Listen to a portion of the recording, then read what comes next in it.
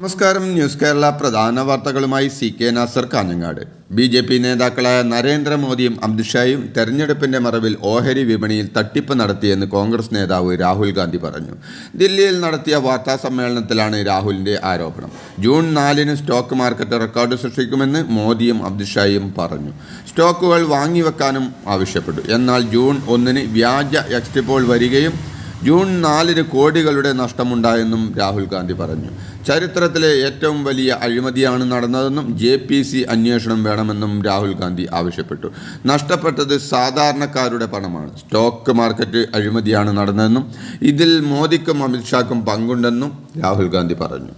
കോൺഗ്രസ് നേതാവ് രാഹുൽ ഗാന്ധിയുടെ stock market അഴിമതി ആരോപണം തെറ്റെന്നും തെരഞ്ഞെടുപ്പ് പരാജയത്തിൻ്റെ നിരാശയിലാണ്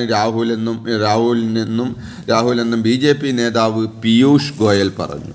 ഇന്ത്യ ലോകത്തിലെ ഏറ്റവും വളരുന്ന